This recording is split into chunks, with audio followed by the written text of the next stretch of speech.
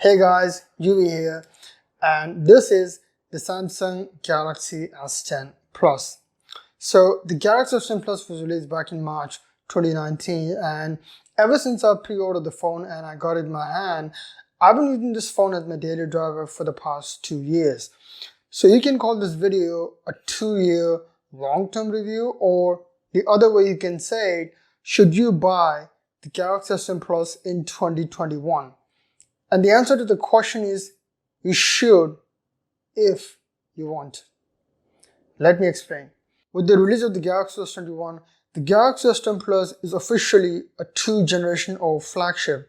But even with the 2-year-old processor, RAM, cameras, design, and the overall build, even to this day, I haven't seen any major performance lag, hiccups, or any kind of issue. And that's all thanks to the 2019 flagship package of Snapdragon 855, 8 GB of RAM, and the recent One UI 3.0 update. And I mean it, because the Galaxy S10 Plus, even in 2021, continue to perform almost flawlessly. Now don't get me wrong, I can clearly see the difference between the Galaxy S10 Plus and my $3,000 Galaxy Z Fold 2. Now even with the crazy power, performance, the fluidity and the snappiness of the Galaxy Z Fold 2, and the fact that I'm actually spoiled by all that awesome feature, if for some reason I have to use the Galaxy S10 Plus as my daily driver for the next 6 months or even a year, I would do it. That's how good the performance is. Now, it's not just the performance which has been at the very top, it's also the display. Now, everything associated with the Galaxy S10 Plus in terms of design, the cameras, the display, and everything apart from the software is 2 years old. So I cannot put the Galaxy S10 Plus, no matter how good it performs, anywhere close to the bracket of top Android flagship, especially of 2021. So the least I can do is I can put it in the category of a high tier mid-range. But to put this phone with this display in the mid-range category is, personally from my point of view, is disrespectful. That's how good the display is. So the Galaxy S10 Plus has a 6.4-inch Super AMOLED display with a pear-shaped cutout protected by the Corning Gorilla Glass 6. And even for the 2019 standard, the display is still super bright, the viewing angles are great, the colors continue to pop, and the overall video watching experience is still amazing. And I'll take this display even in 2021. Now, I'm not a photographer, I don't take that many pictures either from the main camera or from the front camera. The majority of the time when I'm using the camera is either when I'm video calling my parents or when I'm sending an enormous amount of selfie just to my wife. But here are some of the pictures that I took from the camera from the Galaxy S10 Plus, and you can see as I'm comparing these photos with my $3,000 Galaxy Z Fold 2, you can actually see the Galaxy Z Fold 2 obviously takes better pictures than the Galaxy S10 Plus, but even the 2019 camera of the Galaxy S10 Plus is not too bad. Like, the Galaxy Z Fold 2 is not just crushing and completely dominating the Galaxy S10 Plus camera. I would still take the Galaxy S10 Plus even if I had to. The photo still looks great, they are sharp, crisp, they have good dynamic range, especially considering that it's a 2-year-old camera. Now, the night mode on the Galaxy S10 Plus is still very good, especially after the One UI 3 update. Now, this is the photo that I took during the day with the normal mode, the same photo that I took during the night with the normal mode, and the same photo that I took during the night with the night mode. Now, if you're a photographer, obviously this camera isn't for you, but if you're someone like me who only take pictures every once in a while, I think these cameras are more than enough to get the job done. However, the one thing that my Galaxy S10 Plus cannot get the job done is lasting all day. And that brings me to the battery. Now, the battery situation in the Galaxy S10 Plus, especially in my case, has been below average. Now, during my heavy usage with the phone, when I'm playing games and watching videos for many hours, I have to charge this phone at least twice before I make it to the end of the day. And in other cases, when I'm not using the phone heavily, even during the light use, I still had to charge the phone at least once before I hit the bed.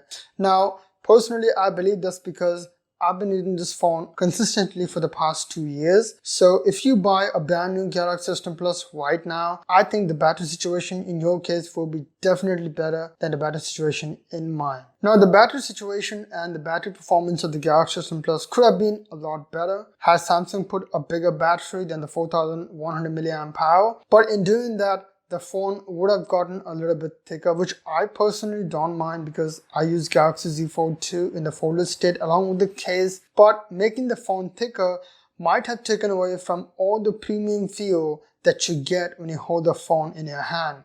The 6.4-inch display with this size, I personally think is the best and the most comfortable phone that I can hold. That's how good the ergonomics is. The 6.4-inch display is not too big to not be able to use with one hand, but it's not too small to affect any of the video watching experience. For me, the overall size of the phone is just perfect. The one thing that I hate about the ergonomics of the phone is the location of the fingerprint scanner. So the Galaxy S10 Plus has a 3D ultrasonic under-display fingerprint scanner, and the position of the scanner is so low that my thumb never sits on the scanner naturally. I literally have to reshuffle the way I hold in the phone to unlock and activate the fingerprint scanner.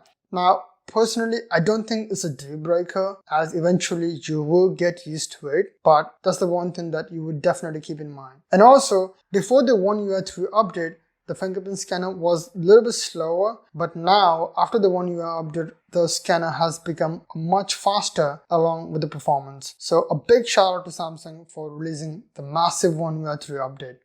So to wrap things up, is the Galaxy S10 Plus a good buy in 2021? And the answer is absolutely 100% yes. Now obviously there can be an argument like you could buy a 2020 or 2021 mid-range for the price of the 2019 Galaxy S10 Plus.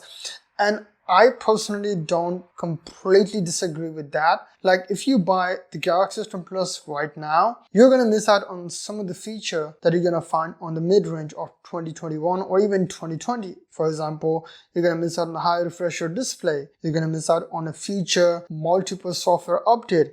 You're gonna miss out on the higher screen to body ratio with sharper bezel. But even then, you should always keep in mind one of the biggest factors that make the Galaxy S10 Plus a very strong contender for you to consider if you're purchasing a mid-range right now is that it is a flagship. About a 2019, but still a flagship. And you have to also keep in mind that no matter which company you prefer, whether it's Apple, Samsung, Google, Huawei, no one releases a flagship with any form of compromises, especially if it's a Pro model, it's a Plus model, or it's an Ultra model. Now personally, from my point of view, flagship, they don't actually get worse over time. They do get slow, however, but it's just because the app that we're using every day, they constantly get updated and they start asking for more power, more RAM, more CPU performance and everything. But even more so than the app is actually the human perception and feel that make us look like the flagships are getting slower and getting worse over time, because the likes of Samsung and Apple and Google and Huawei, they keep on releasing flagship year after year with better performance and high speed. So if you're looking for a phone with the flagship features, but you don't want to pay the crazy price that manufacturing companies are asking for it, then I strongly believe the Galaxy S10 Plus is worth your serious consideration. Like, it still has some of the basic things that you're gonna find handy in your day-to-day life. For instance, it still has a headphone jack. It still has the IP67 water and dust resistance. It has an expandable memory card storage option. It has a much secure under-display fingerprint scanner. And none of the feature, I repeat, none of the feature are in my $3,000 Galaxy Z Fold 2. And that's why the Galaxy S10 Plus is still an awesome all-rounder. It's 2021, it's not the best at what it does anymore, but it still does pretty much everything almost flawlessly. As the saying goes, it's a jack of all trade, master of none. That's Minute. Thank you for watching. Hope you found the video helpful. I'll catch you guys soon.